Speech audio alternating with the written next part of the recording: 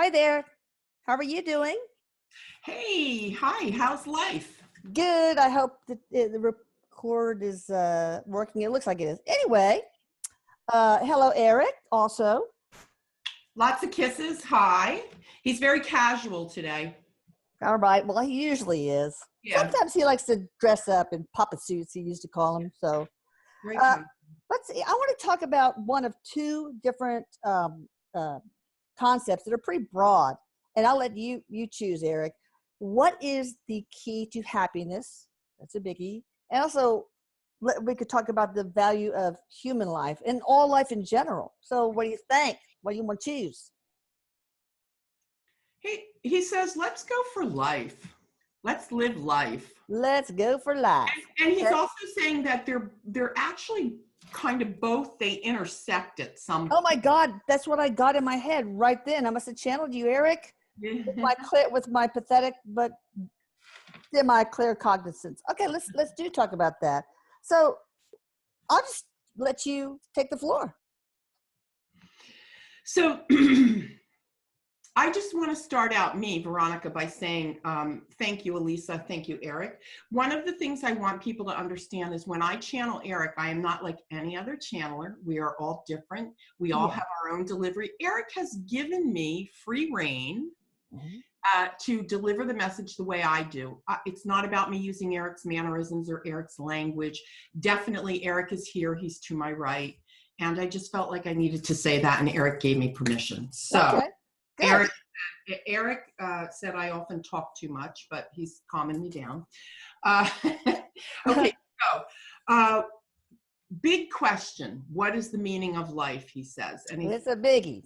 got this going on, and he's saying it's a big question that he says has a very simple answer. Oh, yeah? What is that?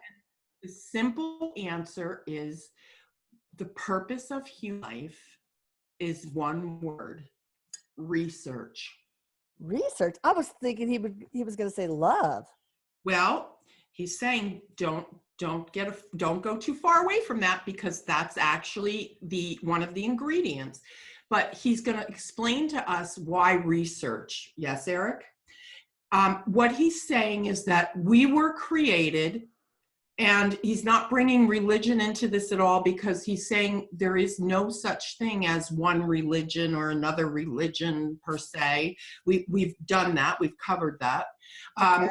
But what he is saying is that what created us, the energy that created us, and he's just going to leave it at the energy that created us, Okay.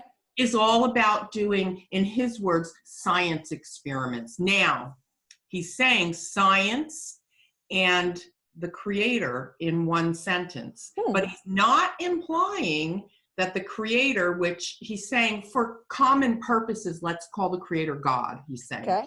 He's not saying that God is it's either God or science. He's saying God and science are the same thing. Oh, maybe God is a scientist using us to do his research. We're his little lab rats. He We're said, lab rats. of course he is. Of course God is a scientist. God is everything. He's saying, how do you think these brilliant minds come up with these theories? He says, it's all planted. It's all divinely orchestrated. Oh, so they channel it? A lot of it's channeled? A lot of it's channeled, and a lot of it is, it's like he's saying, imagine if you were to get plugged in. Like if there's energy, and there is, and God is energy, and it's going into the energy of the human being, and he's plugging it in. But also he says we have to go back and remember soul contracts. Okay. Right. So now he's taken me back a little bit further. He's saying there's always been life, because science will say to you, well, life started bang, he's saying, but life started because God breathed into it. He's saying that's what created life. And life, here's a big one, life is way more than we are. We're not the end all be all right here. There is more. We think we are. We think we are, of course. But of course it never started, because isn't there no time? Right. There's no linear time, right? And there's not a beginning and there's not an end. And he's attesting to this. He is living proof. I was going to say, he is living proof. You don't die. You can't die. You're not made and you don't end. It's a continuum. It's a continuum. And so he's showing me like a merry-go-round. He's got the image of the merry-go-round. You go round and round and round. And okay, I'll get off at this stop. Okay. And so at this stop, I'm going to learn X, Y, and Z, and I'm going to be this. Okay. Maybe the next soul's going to get off at the next stop. He's saying we're all on this merry-go-round. Well, I tell you what, maybe that's why part of my human experience has sucked, because I get really dizzy on merry-go-rounds. That must be it. He's saying, Mom, you can be really dizzy without him. Chuckle, chuckle. That's him. I'm just saying. Okay. Well, I remember a long time ago, Erik, you used the analogy of a wagon wheel, where all the spokes are our different lives, past, present, future. And the hub is like, I can't remember what you said, our higher self, whatever. And it's rolling through the mud and creating this track. That's our linear timeline. That's a human construct. Do you still attest to that?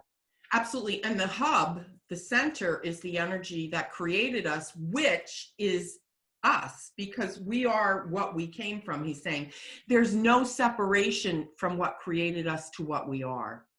He said, when you look at the ocean, he's saying, and you look at the waves in the ocean, you can't tell where one wave begins and one wave ends. You don't know. It's constant. Even sunbeams, he said, look at the sun. And, the other thing he's saying, and this is a message for everybody that needs to hear it. I want to get it right. The same energy that takes an embryo and lets it become life, and the embryo just does its thing in the body, is the same energy that created all of life, and that we all have that inside of us. We are all miraculous. Okay. Well, when you get really close to your computer speaker, it gets super loud. And then when you lean back, I forgot my headset. Oh, you don't need to do it. You don't need to do it. It's okay. Oh, sorry. All right. No, I don't care. I forget all the time. All right. So he's saying that the same energy that makes the embryo grow and the rosebud open and the tides go in and out, he's saying that's all resides inside of us. People get off track and they don't make choices that are in alignment with, here comes the word, love.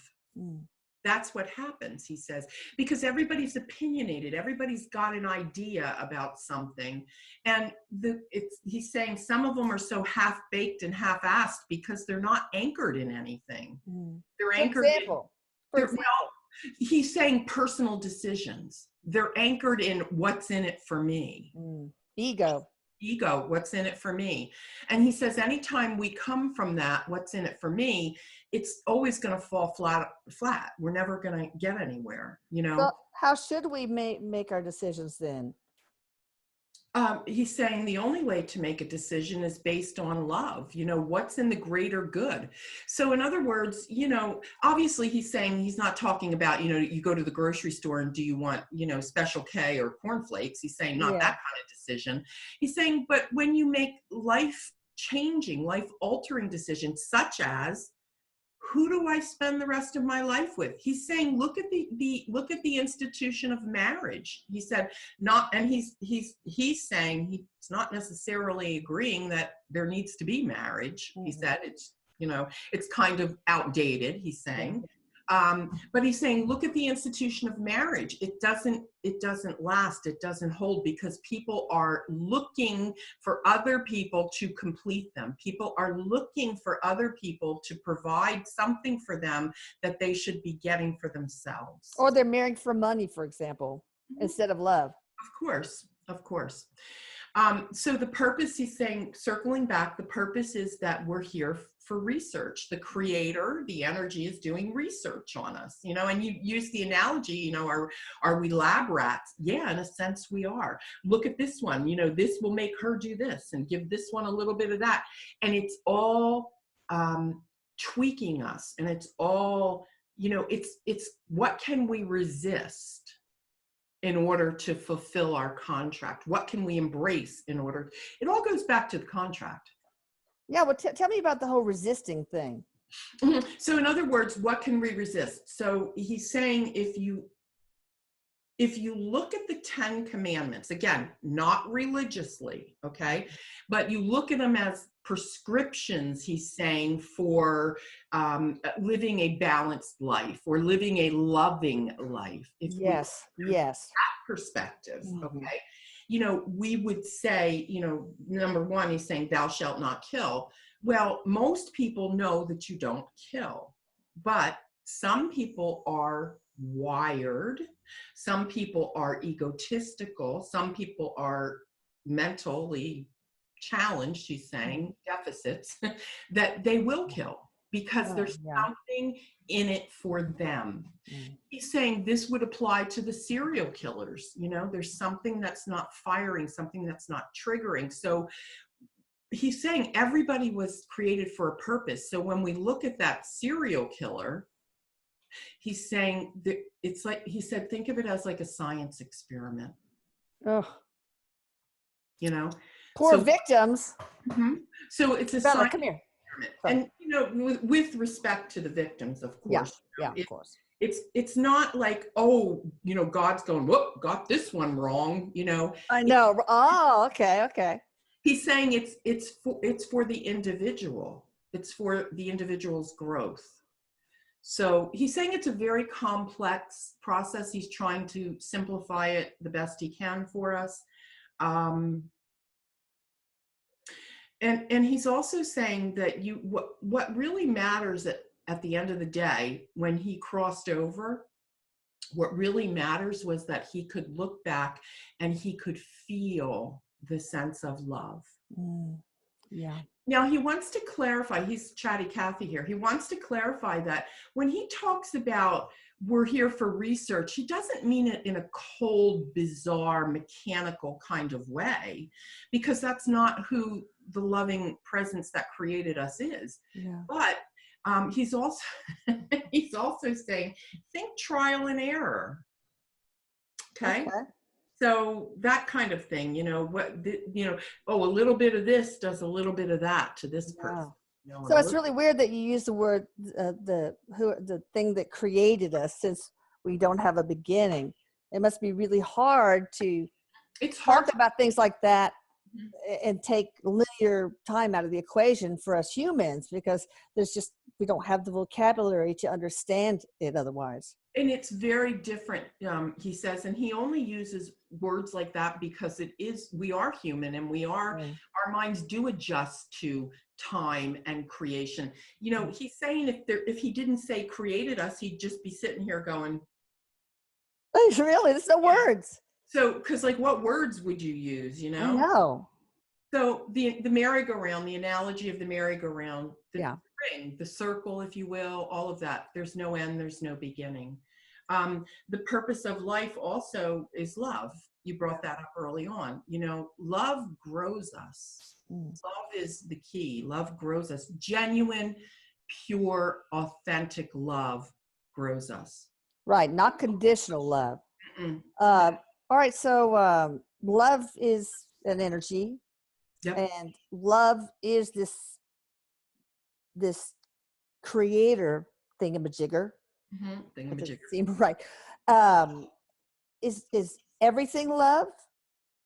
Everything is love, and he's saying, how about if we call it the founder? Even this pen? Well, that pen's not live. That pen is. Okay. So only living organisms are love, whether they're aliens or whatever. Correct. Oh. That's the natural hard wiring for anything with a pulse. Oh. Okay. So he's saying anything with a pulse. Oh, what about plants and trees? They're live. Do they have pulses? They do. They thrive. They probably have some pulsation, but just not generated by a heart or anything. Okay, got it. He's saying it's not about the anatomy. He's saying it's about the biology and how they the tree roots and Absolutely. And he's saying trees feel things, leaves feel things. They're living beings. Yeah. And he's showing me that before us, again, he's I doing know, it Lydia, you're torn. articulately as he can. Before us, it was those types of living things that inhabited the earth. Mm. That was all that there was. Yeah. And so the experiment is really, now this is going to sound contradictory, I know, but the experiment, he's saying, was all about evolution. Not in the sense that we think we evolved from something, but the evolution of the being. Okay? Of the soul? Mm-hmm. Okay. Yes.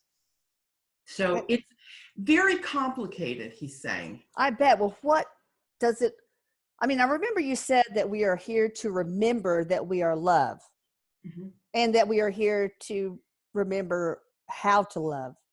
Yes. Also, two things. So what does evolution of the soul look like to you? How would you define that? How would you, what makes you say, oh yeah, he's evolving? So he's asking, are you asking, how do we benchmark growth of a soul? Yeah. What does it look like? What does evolution of the soul look like? Okay. How would you define it? So how would we define? I mean, obviously not by, oh, you got an extra possession or whatever, but like, Yeah, of course. Its capacity to feel love and give love and Oh, experience love. that's awesome. That's a very evolved soul is, and he's showing me a dog. And so, a dog gives unconditional love no matter what, as does a child. And so he's saying these two are very similar in nature and is similar in soul-like, in the sense that they actually give love, free love. There's no attachment for a Well, dog. are you saying that dogs are more evolved than many humans? Most humans? He's saying not most humans, but he's saying that obviously there are more evolved dogs than there are, dogs can be more evolved than humans, some humans. And it's all, he's gauging it all on the energy of love. Yeah, unconditional love. Yeah. It's not intellect, he's saying, because intellect can be cold and sterile, and that doesn't grow the soul. Love is the only thing that grows the soul, that grows the being. So it's not how many degrees you have, how much schooling you've had, all that. Yeah. How many research. The old, at the end of the day, what will be measured is how kind were you? Yeah. How much did you show love to other people? So and that way you leave this world a better place than when you came in. But about children, okay, so they come in more evolved than a lot of us, but then do they devolve because they become us adults? So he's showing me the soft spot at the top of the head. Mm-hmm. It's literally open. Yeah. It's open. And so, now what he's telling me is we know the belly button to be the umbilical cord to the mama, but what we probably don't know is there's an umbilical or a golden thread from this, the creator. And so when the time is right, the thread disengages, the embryo becomes the next level and the next level and the next, and then pretty soon it becomes a child.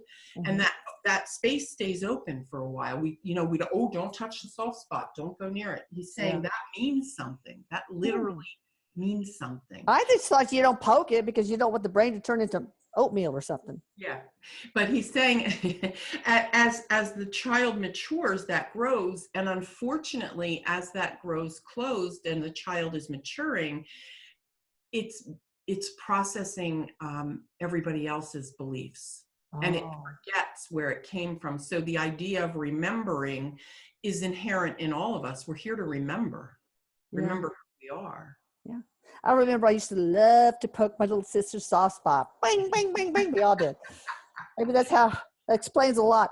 But, but we have to kind of devolve and forget everything in order for this research experiment of God to be successful. So we have to have the contrast. We have to have people betray us or we betray them, and we have to get into the ugly mess of life, right? Yes, and he's giving me this analogy. When you have a partner in life and you learn how to dance, a dance, you have to both hear the same rhythm. You have to both practice the same steps. You've got to have a succinctness to it. And so that's how the dance is pulled off. Yeah. True when we live life. So we're here ultimately to have a succinctness with the Creator. In my wallet. Sorry. So one of my kids is leaving for appointment. Okay. So to have the succinctness, we're going to dance together. We want to be in sync. And so that's a big part of, because if you're dancing with me and I'm hearing pop and you're dancing down here and you're hearing a symphony, we're not going to dance together. So it's evening up what we're hearing can we both hear love? Yeah. Both hear love. And when we don't both hear love, when the dance is not of love, it goes haywire. One's going one way, one's going the other way. Interesting. Now, a lot of people, like vegetarians, not all of them, but a lot of them will not eat animals because they think animal life is more precious than the life of a broccoli or spear or whatever. And Erik has said that all life is equally valuable. Is that you still hold by that? Yes. So what is the value of plant life? Well, if we bring it down to a research level, which is kind of, we're kind of like an evolved plant life because there's research being done on us also. So, it's all about research. What can we learn? Look what we've learned from plants. I mean, what have we? Oh, well, photosynthesis, scientists over the years have learned, we've learned, one of the simple things, I have greenery all over my house because it filters the air. It makes me breathe better. It's, so there's everything that has life has purpose. Yeah. Now, even this pen, as you showed me your pen, it doesn't have life, but it still has purpose. Not the same purpose as anything that beats or anything that has a pulse. Okay. Different. There's a difference. Like God didn't create the pen, but essentially, maybe he did because God created the human who created the mindset who created the pen. So there we go. Whatever. The purpose of mine is to create hidden scratching that is illegible. Oh, yeah. But, all right, so the value of plants, do they help us evolve then? Yes, plants help us evolve. Plants are key. They're pivotal in our health and well-being too. Before, and we're going to digress for a minute, he says. It's going on a tangent, huh? Yeah. We're going to talk about pharmaceuticals for a minute, which is always a big topic. So before there were so many pharmaceuticals, you ate a dandelion, he's saying, or they ate some sort of clover or something, berries, anything. And then the evolution happened. And we use evolution and not in the sense of man, in the sense that man evolved. Evolution happened. Scientists came on, man got more infused up here and created chemical combinations, alchemy, and there's always been some sort of alchemy, but alchemy of all the powders but plants are also part of medicine. Oh yeah, like foxglove. That's what created digitalis for heart failure. So yeah. And so all of this, listen, there isn't one thing that wasn't planned. Yeah. The big picture, okay? But when we came on the scene, and again, we don't know when or how, but the difference between us is that we can actively and consciously use our free will. Right. So when an animal kills another animal, it's survival. Well, isn't that its free will too? Yeah, but the animals don't understand. Their brains aren't evolved to understand that there's free will. We know that we have free will, but a lot of people who play victim will not acknowledge that they have free will. So he's saying it's a waste of free will. Oh, okay. All right. So, but is there value in a plant to teach us how to love or to teach us that we are loved? Of course. Of course. And I'm just going to tell a really quick story here. And Erik will give me permission to do that. Uh, Oh, Years ago, I worked for a nonprofit, and I was a marketing director. And we had kids from, I'll call it the poor side of town or whatever.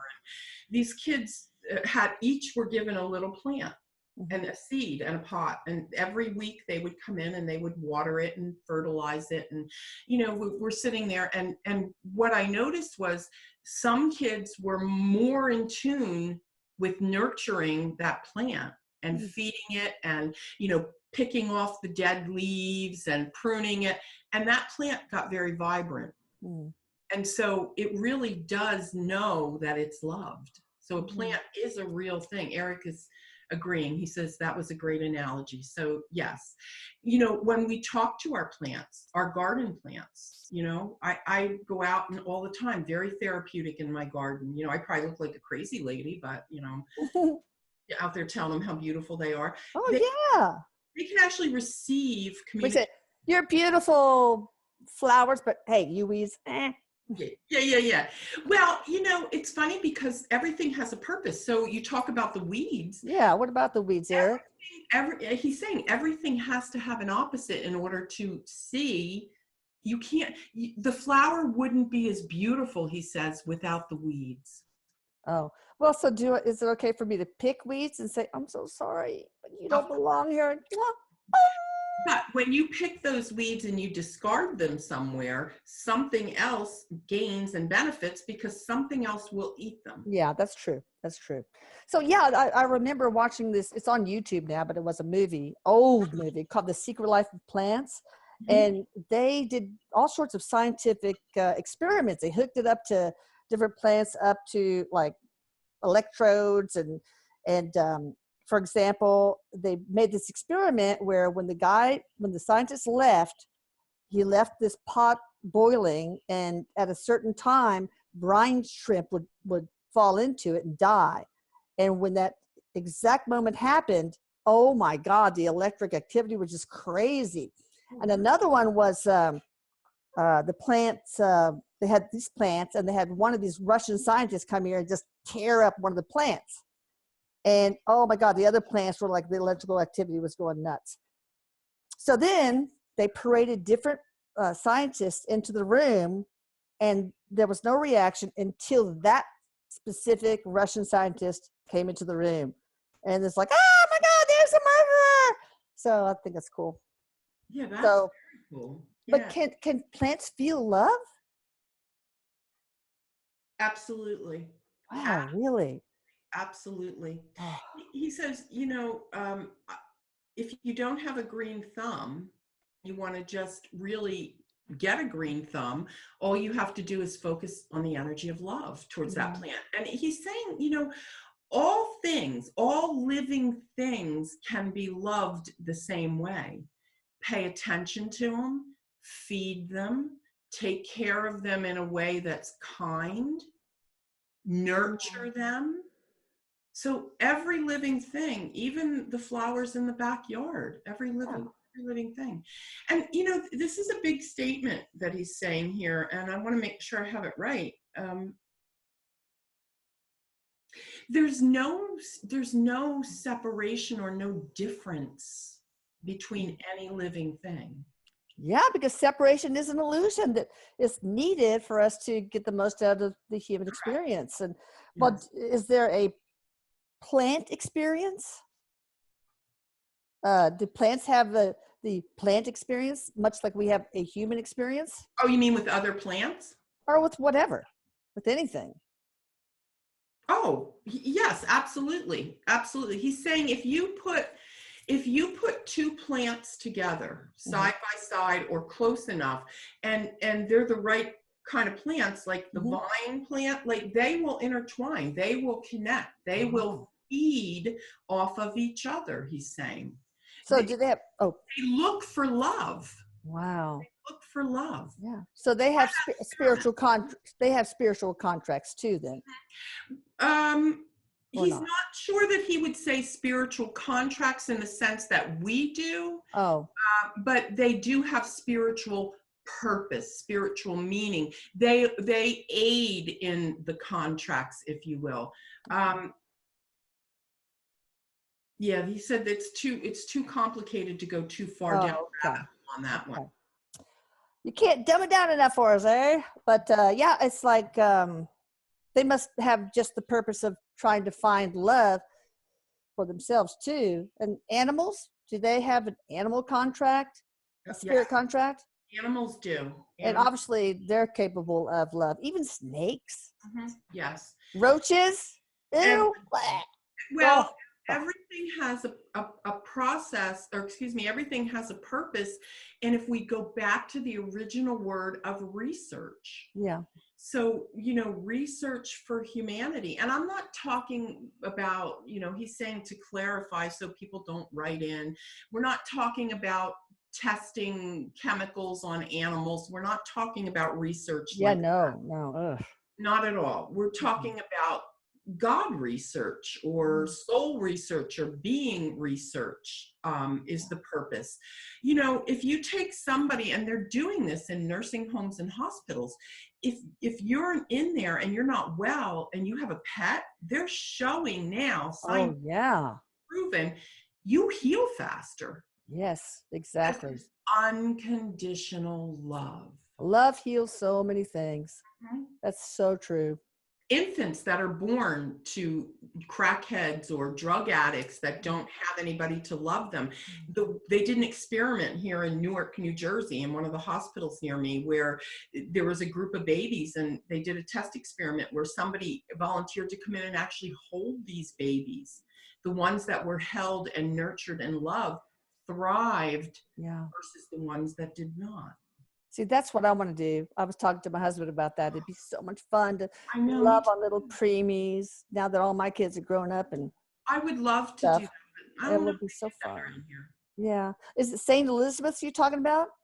I believe so, yes. Oh, that's where Erik was taken when he had a big seizure when he was 18 months old when we were coming back from Norway. And they had to emergency land in Newark, but the whole northeastern seaboard was closed down due to fog. So the captain just said, well, we'll just give it a try. And if we make it, so they did. And since they were able to land safely, all the other planes they opened up the seaboard. But he went to St. Elizabeth's, and it was so awful. The homeless people, at least at that time, in the restrooms. And I stayed with Erik, and the pediatrician came in to write notes, never saw him. It was so sad. And he got this horrible diaper rash. So I took him out against medical advice. And they gave me some clothes because they didn't have enough for him and stuff. So anyway, that's a fun story. Yeah, well, But nothing against New Jersey because oh my God, the countryside in New Jersey is awesome. oh, it's beautiful. I was born in New Jersey, so don't Oh write, yeah. don't write. Yeah. No, no, no, no, no. It's probably better now anyway, that hospital. But what else about the value of life, Erik? He says that he wishes that each individual understood the power they have when it comes to valuing or putting a value on their own life. He's saying most people don't value their own lives, which is why they go out and can't value other lives. Yeah. So how do you get a person to see how valuable their life is? Mhm. Because I run into people all the time that don't value themselves at all, much Right. less their lives. And he said a lot of that is due to, conditioning. It's what people believe about themselves. And it goes back again to that old, let's fill our hearts with love.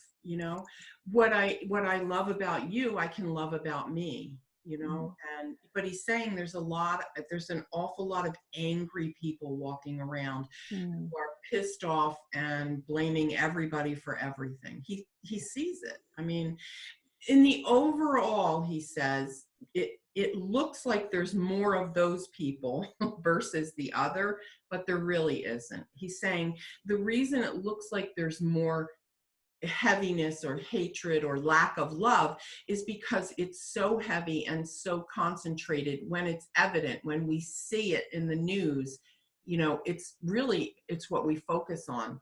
It's a louder right, energy. it's Yeah. loud, right? And he's saying the other thing is, and he won't go into this, but he's saying the news media, that's a whole nother story. It's a whole nother Oh, I story. am not a fan. No. Not a fan. They are brainwashing us for one thing, but Mhm. and there's also a lot of sad people around too. But how do you get a person? I mean, obviously the way they feel about themselves and the capacity for love and the capacity to feel love can be damaged by the way their parents treated them, teachers, peers, siblings, etc., and the stuff that's been crammed into their head that's false information. So, what can be done? He said, he's telling me it's like this: the sensors don't work, Mm. the sensors for love. And so it's like when you have when you turn on the stove, an electric stove, Mm-hmm. the coils don't heat up. The sensors are bad. He said a lot Oh. of people have bad sensors. So how do you fix the sensors? Mm. Well, on the stove, you take it apart and you replace parts. Well, in the human, you can't take the human apart and replace their parts. Well, But you can. It's called a transplant surgeon. oh, Kidding. sorry, let me just, but what you can do is he's all about talk therapy. What you Yeah. can do is talk through the parts that are weak or worn out, or they're just void. They've just never been developed there. So he's saying talk therapy is one way. And he's also saying we're getting to a time in this world where spirituality is going to be the number one way Mm. that someone will heal Yeah. what hurts from the Yeah. past. It's coming very soon, he says, very Yeah. soon. Well, I'm a big believer in life coaches too, and I just love, Jamin Olivencia. He has really helped my son a lot, Yeah. my other son, Yeah. because a lot of people, he's so inexpensive, but a lot of people, they can't afford to go to somebody for talk therapy or even an inexpensive life coach. So what do you say to them? Any practical advice? Like, can you just write down everything that you like about yourself? I don't know. Erik is Give me saying something. the number one thing that matters most is that you don't internalize it. If you're angry, you have to understand, he says, first, what angry is. Are you truly angry or are you hurt? He's saying Mm. it becomes a conversation with yourself. And then, for God's sake, he says, go out in the backyard and scream if you need to. Appropriate. He's saying don't scream and the neighbors will think you're being murdered, but Yeah, really. I would do it inside. I don't know. voice it. He's saying Yeah, yeah. Vocalize it. pent up energy that isn't love clogs up the body. And Yeah. that is actually how we get diseased Yes. dis-ease in the body. So he's saying the number one simplest thing you can do is to get out that pent up energy. Now, it's not, you don't go to somebody that you're pissed off at, he says, and let them have it, because Oh, that could make it worse. That no, make it worse. Yeah. you got to remember it's about having love in your heart. Yeah. Love in Well, your can you work on your heart chakra and your throat chakra? Would that help? Align and purge, etc. Using music or special tones or a Reiki master or whatever. You can. He's saying rhythm, the drumming rhythm is Ah, something that he likes, the okay. rhythm of music, soft music, anything to calm you down. But he's saying the most important thing is that you are aware that something is off, Yeah. because it's not our natural nature to be angry.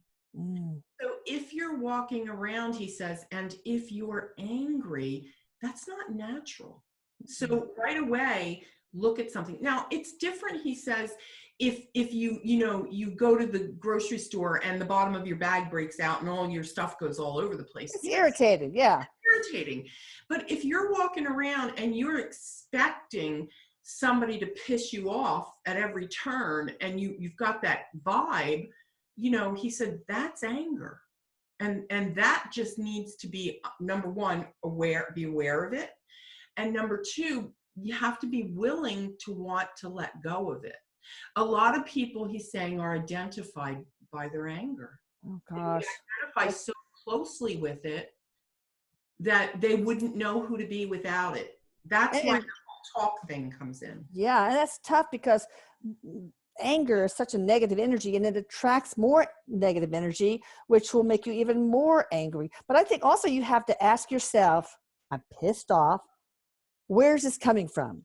Exactly. Is it mine, or was it given to me or taught to me? Mm-hmm. Did I internalize it from an outside source?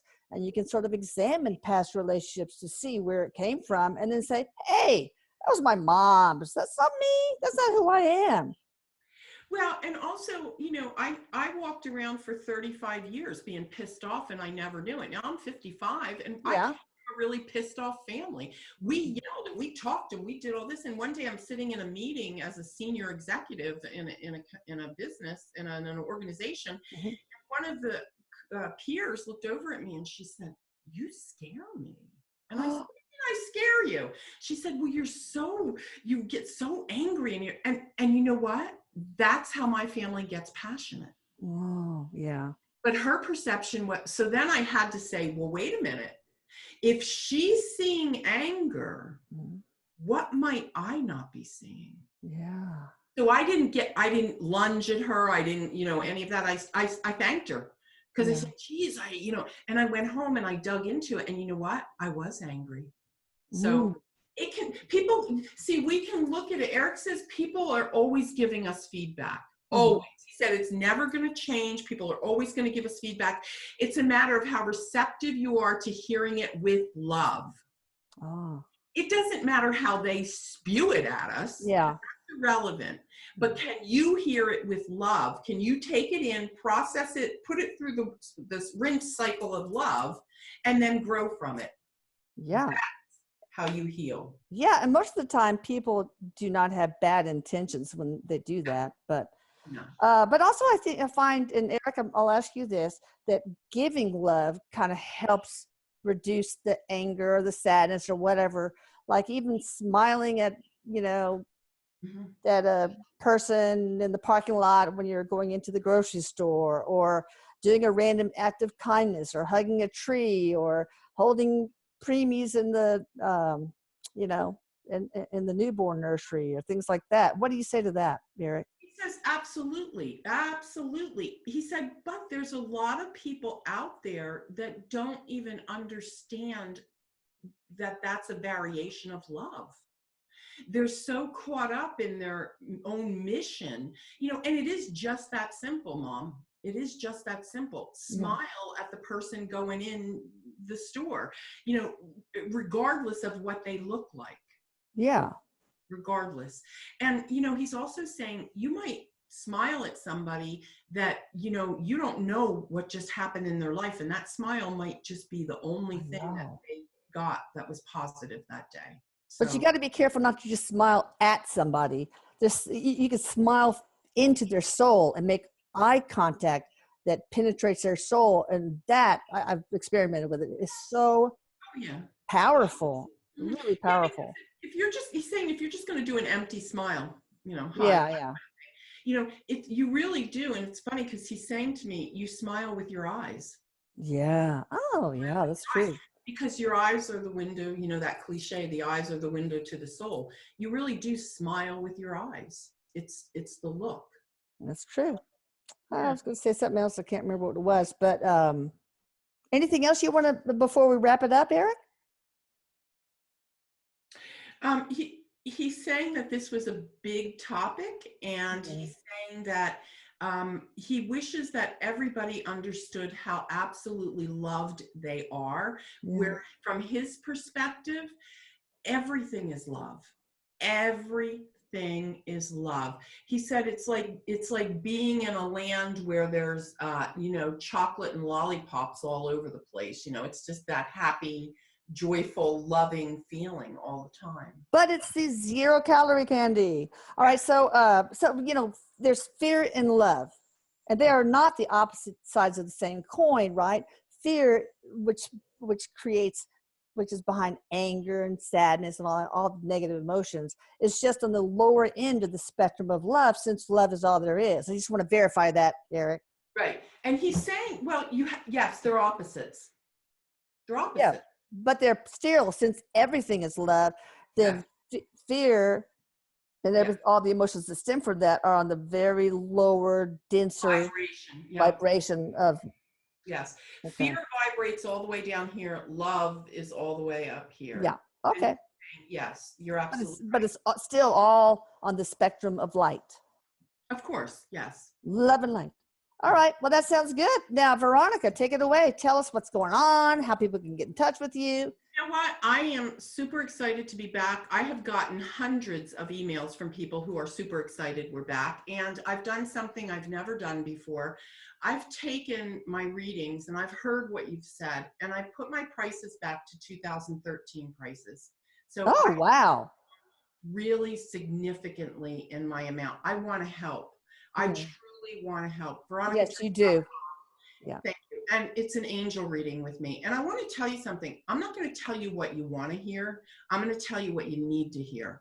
I'm not a predictor. Erik and I are not going to sit here and tell you we can predict what's going to happen, because you have free will. But what we can promise you is that we are both going to show up in integrity, with honesty, and give you the direction that's in your highest and greatest good. So that's awesome. So you call them angel readings because people can talk to their angels and their guides and things like that. Is that why? That's a great question, because I think a lot of people get confused. While I'm on channeling Erik, and I love my boy Erik, our boy Erik, he's here with me. He's taught me so much.